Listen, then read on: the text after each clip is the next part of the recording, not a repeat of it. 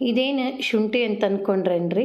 ಅಲ್ಲ, ಇದು ಮಾವಿನಕಾಯಿ ಶುಂಠಿ ಅಂತಂದು ಹೇಳಿ. ರುಚಿ ಒಳಗೆ ನೋಡೋದಕ್ಕೆ ಇದು ಒಂದು ಸ್ವಲ್ಪ ಶುಂಠಿ ಥರನ ಕಾಣ್ತೈತಿ. ಅದರ ರುಚಿ ಒಳಗೆ ಏನಂದ್ರೆ ಮಾವಿನಕಾಯಿದು ಟೇಸ್ಟ್ ಇರ್ತೈತಿ ಮತ್ತು ಶುಂಠಿ ಘಮ ಇರ್ತೈತಿ. ಇದರಿಂದ ಉಪ್ಪಿನಕಾಯಿ ತಯಾರು ಮಾಡ್ತಾರೆ ಮತ್ತು ತಂಬ್ಳಿನೂ ಮಾಡ್ತಾರೆ ನೋಡ್ರಿ. ಇವತ್ತಿನ ದಿನ ನಾನು ಉಪ್ಪಿನಕಾಯಿ ಮಾಡಿ ತೋರಿಸಾತೀನಿ. ನಮಸ್ಕಾರ ಫ್ರೆಂಡ್ಸ್, ಉತ್ತರ ಕರ್ನಾಟಕದ ಅಡುಗೆಗಳು ಚಾನಲ್ನ ವೀಕ್ಷಿಸುತ್ತಿರುವ ನಿಮಗೆಲ್ಲರಿಗೂ ನನ್ನ ಚಾನಲ್ಗೆ ಸ್ವಾಗತ. ಈ ಮಾವಿನಕಾಯಿ ಶುಂಠಿ ಉಪ್ಪಿನಕಾಯಿ ಮಾಡೋದಕ್ಕೆ ಮೊದಲಿಗೆ ನಾನು ಅದು ಅರ್ಧ ಕೆ ಜಿಯಷ್ಟು ಈ ಒಂದು ಶುಂಠಿಯನ್ನು ಸ್ವಚ್ಛಗೆ ತೊಳೆದು ಮೇಲಿನ ಸಿಪ್ಪಿ ತೆಗೆದಿಟ್ಕೊಂಡೀನಿ. ಹಂಗೆ ಸಣ್ಣಗೆ ಸ್ಲೈಸಸ್ ಆಗಿ ತೆಳ್ಳಗೆ ರೌಂಡಾಗಿ ಕಟ್ ಮಾಡ್ಕೊಳ್ತೇನೆ ನೋಡ್ರಿ. ಉಪ್ಪಿನಕಾಯಿಗೆ ನಿಮಗೆ ಯಾವ ಥರ ಇಷ್ಟ ಆಗ್ತೈತೆ ಆ ಥರ ಕಟ್ ಮಾಡ್ಕೋಬೋದು. ಉದ್ದಗೆನೂ ಕಟ್ ಮಾಡ್ಕೋಬೋದು, ಇಲ್ಲಾಂದ್ರೆ ಸಣ್ಣಗೆ ಕಟ್ ಮಾಡ್ಕೋಬೋದು. ನಾನಿಲ್ಲಿ ತೆಳ್ಳಗೆ ಗಾಲಿ ಥರ ಅಂದ್ರೆ ರೌಂಡ್ ಶೇಪಾಗಿ ಕಟ್ ಮಾಡ್ಕೊಳತ್ತೀನಿ. ಈ ಉಪ್ಪಿನಕಾಯ್ದು ಘಮ ಮಸ್ತ್ ಇರ್ತೈತಿ. ಎಲ್ಲದಕ್ಕಿಂತನೂ ಒಂದು ಸ್ವಲ್ಪ ಡಿಫ್ರೆಂಟಾಗಿನೇ ಇರ್ತೈತಿ ನೋಡ್ರಿ. ಇದು ರುಚಿ ಒಳಗೆ ಈ ಥರ ಮಾಡಿಟ್ಕೊಂಡಿರೋದನ್ನು ಒಂದು ಸೈಡ್ ಇಟ್ಕೊಳ್ರಿ. ಹಂಗೆ ಇದಕ್ಕೆ ಜೊತೆಗೆ ಹಸಿಮೆಣ್ಸಿನ್ಕಾಯಿ ಒಂದು 8-10 ಮತ್ತು 2 ಲಿಂಬೆ ಹಣ್ಣನ್ನು ಕಟ್ ಮಾಡಿ ಇಟ್ಕೊಂಡೇನಿ. ಒಂದು ಸಣ್ಣ ಬುಟ್ಟಿಗೆ ಈ ಒಂದು ಮಾವಿನಕಾಯಿನ ಶುಂಠಿ ಮಾವಿನಕಾಯಿ ಹೆಚ್ಚಿಟ್ಕೊಂಡಿರೋದು ಹಾಕ್ಕೊಂಡು ಅದಕ್ಕೆ ಹಸಿಮೆಣ್ಸಿನ್ಕಾಯಿ, ಉಪ್ಪು ಮತ್ತು ಲಿಂಬೆ ಹಣ್ಣನ್ನು ಹಿಂಡ್ಕೊಳ್ತೀನಿ. ಈ ಲಿಂಬೆ ಹಣ್ಣು ಏನಂತಂದ್ರೆ ಹುಳಿ ಸಲುವಾಗಿ ಹಾಕೋದು. ಇದು ಅಷ್ಟು ಹುಳಿ ಅನಿಸಿರೋದಿಲ್ಲ, ಅದಕ್ಕೆ ಒಂದು ಸ್ವಲ್ಪ ಹುಳಿ ಬರಲಿ, ಬಾಯಾಗ ಹುಳಿ ಟೇಸ್ಟ್ ಕೊಡಲಿ ಅಂತಂದು 2 ಲಿಂಬೆ ಹಣ್ಣನ್ನು ಹಿಂಡ್ಕೊಳ್ತೀನಿ. ಮೊದಲು ಇದಕ್ಕೆ ಹಸಿಮೆಣ್ಸಿನ್ಕಾಯಿ ಉದ್ದಗೆ ಕಟ್ ಮಾಡಿ ಇಟ್ಕೊಂಡಿರೋದು ಹಾಕ್ಕೊಂಡೀನಿ ಖಾರದ ಸಲುವಾಗಿ.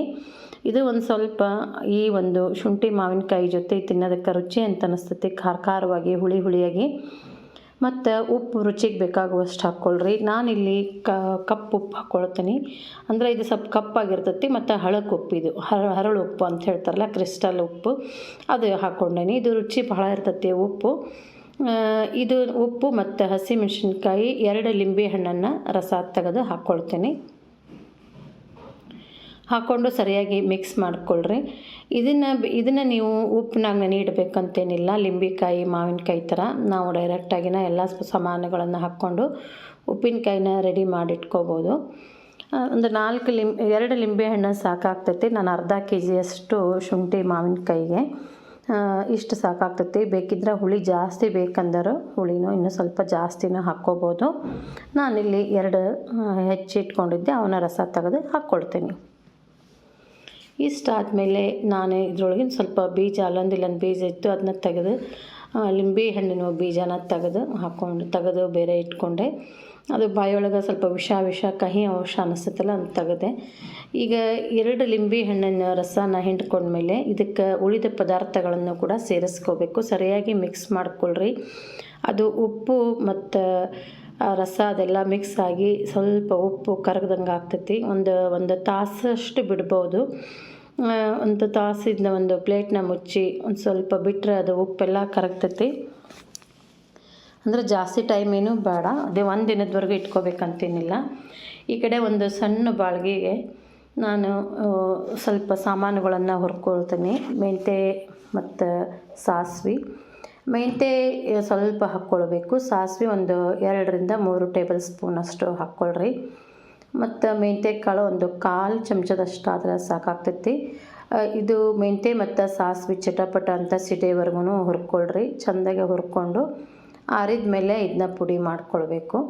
ಮತ್ತು ಹಂಗೆ ಒಗ್ಗರಣೆ ಸಹಿತ ಆರಬೇಕಲ್ಲ, ಹೀಗಾಗಿ ಒಗ್ಗರಣೆ ಈಗ ಮಾಡಿಟ್ಕೊಂಡ್ಬಿಡ್ತೀನಿ. ಒಗ್ಗರಣೆಗೆ 2 ಚಮಚದಷ್ಟು ಎಣ್ಣೆ ಹಾಕೀನಿ. ಎಣ್ಣೆ ಕಾದ ಮೇಲೆ ಇದಕ್ಕೆ ಸ್ವಲ್ಪ ಸಾಸಿವೆ ಒಗ್ಗರಣೆನ ಮಾಡ್ಕೋಬೇಕಾಗ್ತೈತಿ. ಸಾಸಿವೆ, ಇಂಗು, ಕರಿಬೇವಿನ ಸೊಪ್ಪು ಇದನ್ನೆಲ್ಲ ಹಾಕ್ಕೊಳ್ಬೇಕು. ಈ ಒಗ್ಗರಣೆಗೆ ಸಾಸಿವೆ ಹಾಕ್ಕೊಂಡೇನಿ. ಸಾಸಿವೆ ಒಂದು ಸ್ವಲ್ಪ ಜೀರಿಗೆ, ಅರ್ಧ ಚಮಚದಷ್ಟು ಸಾಸಿವೆ ಜೀರಿಗೆ ಹಾಕ್ಕೊಂಡೇನಿ. ಒಗ್ಗರಣೆನ ತಣ್ಣಗಾದ್ಮೇಲೆ ಹಾಕ್ಕೋಬೇಕು ನೋಡ್ರಿ. ಮೊದಲು ಹಾಕಿದ್ರೆ ಅದು ಉಪ್ಪಿನಕಾಯಿ ಬಿಸಿ ಸ್ವಲ್ಪ ಕೆಡೋ ಚಾನ್ಸಸ್ ಇರ್ತೈತಿ, ಹೀಗಾಗಿ ಮೊದಲು ಹಾಕ್ಕೋಬಾರ್ದು. ಪೂರ್ತಿ ತಣ್ಣಗಾದ್ಮೇಲೆ ಒಗ್ಗರಣೆ ಸೇರಿಸ್ಕೋಬೇಕು. ಅದಕ್ಕೆ ಮೊದಲು ರೆಡಿ ಮಾಡಿ ಇಟ್ಕೊಳತ್ತೀನಿ. ಕರಿಬೇವಿನ ಸೊಪ್ಪು, ಇಂಗು ಅದನ್ನೆಲ್ಲ ಹಾಕಿ ರೆಡಿ ಮಾಡಿಟ್ಟೆ ಒಗ್ಗರಣೆನ. ಇದಾದಮೇಲೆ ಮಿಕ್ಸಿ ಜಾರ್ಗೆ ಸಾಸಿವೆ ಮೆಂತ್ಯ ಕಾಳು ಹುರಿದಿರೋದು ಹಾಕ್ಕೊಂಡೀನಿ. ಹಂಗೆ ಅಚ್ಚ ಖಾರದ ಪುಡಿನೂ ಸೇರಿಸ್ಕೊಳತ್ತೀನಿ. ಅಚ್ಚ ಖಾರದ ಪುಡಿ ನಿಮ್ಗೆ ರುಚಿಗೆ ಬೇಕಾಗುವಷ್ಟು ಹಾಕ್ಕೊಳ್ರಿ. ಅರಿಶಿನ ಪುಡಿ ಒಂದು ಅರ್ಧ ಚಮಚದಷ್ಟು, 1.5 ಚಮಚದಷ್ಟು ಅಚ್ಚ ಖಾರದ ಪುಡಿ ಹಾಕ್ಕೊಂಡೀನಿ. ಇದು ಖಾರ ಭಾಳ ಐತಿ, ಅದಕ್ಕೆ ನಾನು ಸ್ವಲ್ಪ ನೋಡ್ಕೊಂಡು ಹಾಕ್ಕೊಂಡೀನಿ. ಈಗ ಉಪ್ಪಿನೊಳಗೆ ಕಲಿಸಿಟ್ಟಿರೋ ಅಂಥದ್ದನ್ನು ಮೊದಲು ನಾವು ಒಗ್ಗರಣೆ ಹಾಕ್ಕೊಳ್ತೀನಿ. ಒಗ್ಗರಣೆ ಯಾಕೆ ಹಾಕಿದೆ ಅಂತಂದ್ರೆ ಇದಕ್ಕೆಲ್ಲ ಎಣ್ಣೆ ಹತ್ಕೋಬೇಕು. ಆ ಒಂದು ಹೋಳಿಗೆ ಹೆಚ್ಚಿಟ್ಕೊಂಡಿರೋ ಹೋಳಿಗೆ ಎಣ್ಣೆ ಎಲ್ಲ ಹತ್ಕೋಬೇಕು. ಅಂದ್ರೆ ನಾವು ಆಮೇಲೆ ಅದು ಮಸಾಲೆ ಹಾಕ್ತೀವಲ್ಲ ಆವಾಗ ಕಲರ್ ಚಲೋ ಬರ್ತೈತಿ. ಅದ್ರ ಸಲುವಾಗಿ ಮೊದಲು ಈ ಒಗ್ಗರಣೆನ ತಣ್ಣಗಾಗಿರೋ ಒಗ್ಗರಣೆನ ಹಾಕ್ಕೊಂಡು ಕಲಿಸ್ಕೋಬೇಕು. ಸರಿಯಾಗಿ ಮಿಕ್ಸ್ ಮಾಡಿಕೊಳ್ರಿ. ಇದು ಹಸಿಮೆಣ್ಸಿನ್ಕಾಯಿ ಹಾಕಿರೋದ್ರಿಂದ ಒಂದು 2 ರಿಂದ 3 ತಿಂಗಳವರೆಗೂ ಇಟ್ಕೋಬೋದು. ಯಾವುದೇ ಒಂದು ಪ್ರಿಸರ್ವೇಟಿವ್ ಇರಲಾರ್ದಂಗೆ ಒಂದು 2 ತಿಂಗಳ ಇಟ್ಕೋಬೋದು. ಇನ್ನೂ ಜಾಸ್ತಿ ದಿನ ಬೇಕಂದ್ರೆ ನೀವು ಫ್ರಿಜ್ನಾಗ ಇಟ್ಕೋಬೋದು. ಅಥವಾ ಹೊರಗಡೆನೇ ಇಟ್ಕೊಳ್ತೀವಿ ಅನ್ನೋದಾದ್ರೆ ಹಸಿಮೆಣ್ಸಿನ್ಕಾಯಿನ ಹಾಕ್ಕೊಳಕ್ಕೆ ಹೋಗಬೇಡ್ರಿ. ಯಾಕಂದ್ರೆ ಹಸಿಮೆಣ್ಸಿನ್ಕಾಯಿ ಹಾಕಿರೋದ್ರಿಂದ ಕೆಲವೊಬ್ಬರು ಕೈಯೊಳಗೆ ಉಪ್ಪಿನಕಾಯಿ ಕೆಡೋ ಚಾನ್ಸಸ್ ಜಾಸ್ತಿ ಇರ್ತೈತಿ. ನೀವು ವರ್ಷಾನುಗಟ್ಲೆ ಇಟ್ಕೊಂಡು ತಿನ್ನೋದಾದ್ರೆ ಇದಕ್ಕೆ ನೀವು ಹಸಿಮೆಣ್ಸಿನ್ಕಾಯಿ ಹಾಕೋದು ಬೇಡ. ಈಗ ಹುರಿದು ಪುಡಿ ಮಾಡಿ ಇಟ್ಕೊಂಡಿರುವಂತಹ ಒಂದು ಮಸಾಲಿನ ಪದಾರ್ಥನ ಇದಕ್ಕೆ ಸೇರಿಸ್ಕೊಂಡು ಸರಿಯಾಗಿ ಮಿಕ್ಸ್ ಮಾಡಬೇಕು. ಪುಡಿ ಸಣ್ಣಗೆ ಪುಡಿ ಮಾಡ್ಕೊಂಡಿರಬೇಕು. ಅರಶಿನ ಪುಡಿ ಮತ್ತು ಅಚ್ಚ ಖಾರದ ಪುಡಿ ಹಾಕಿರೋದ್ರಿಂದ ಕಲರ್ ಚಲೋ ಬರ್ತೈತಿ. ಈ ಟೇಸ್ಟಿಗೆ ನಾವು ಅರಶಿನ ಪುಡಿ ಹಾಕೀವಿ. ಖಾರಕ್ಕೆ ಹಸಿಮೆಣ್ಸಿನ್ಕಾಯಿನೂ ಹಾಕಿರ್ತೀವಿ ಮತ್ತು ಮೇಲಾಗಿನೂ ಇದು ಖಾರ ಪುಡಿ ನಾವು ತೊಗೊಂಡಿರೋದು. ಜಾಸ್ತಿ ಖಾರ ಇರೋದ್ರಿಂದ ಒಂದು ಸ್ವಲ್ಪ ಖಾರ ಕಡಿಮೆ ಹಾಕಿನಷ್ಟೇ. ಎರಡನ್ನೂ ಹಾಕಲೇಬೇಕು ಅಂತ ಏನಿಲ್ಲ. ಖಾರಕ್ಕೆ ಅನುಸಾರವಾಗಿ ನಾವು ಒಂದನ್ನು ಸ್ಕಿಪ್ ಮಾಡ್ಕೋಬೋದು. ಇಷ್ಟ ಇರೋರು ಎರಡನ್ನೂ ಹಾಕ್ಕೋಬೋದು. ಈಗ ಸರಿಯಾಗಿ ಮಿಕ್ಸ್ ಮಾಡಿಕೊಳ್ರಿ. ಸರಿಯಾಗಿ ಮಿಕ್ಸ್ ಮಾಡಿಕೊಂಡು 1 ದಿನ ಅಥವಾ 2 ದಿನ ಇದನ್ನ ಬಿಟ್ಟು ನಾವು ತಿನ್ನೋದಕ್ಕೆ ಉಪಯೋಗಿಸ್ಕೋಬೋದು. ಇದು ಭಾಳ ರುಚಿಯಾಗಿರ್ತೈತಿ. ಹೆಚ್ಚಾಗಿ ಮಲೆನಾಡು ಕಡೆಯಲ್ಲಿ ಈ ಒಂದು ಶುಂಠಿ ಮಾವಿನಕಾಯಿ ಸಿಗ್ತೈತಿ. ಏನೋ ಬೈ ಚಾನ್ಸ್ ನಮ್ಮ ಊರೊಳಗೂ ಸಂತೆ ಒಳಗೆ ಈ ಒಂದು ಶುಂಠಿ ಮಾವಿನಕಾಯಿ ಮಾರಾಕತ್ತಿದ್ರು. ಹೀಗಾಗಿ ನಾನು ಇವತ್ತು ಈ ರೆಸಿಪಿ ಮಾಡಿದೆ. ರೆಸಿಪಿ ಇಷ್ಟ ಆದರೆ ವಿಡಿಯೋಗೊಂದು ಲೈಕ್ ಮಾಡಿರಿ. ನಿಮ್ಮ ಫ್ರೆಂಡ್ಸ್ಗೆಲ್ಲ ವಿಡಿಯೋನ ಶೇರ್ ಮಾಡಿರಿ.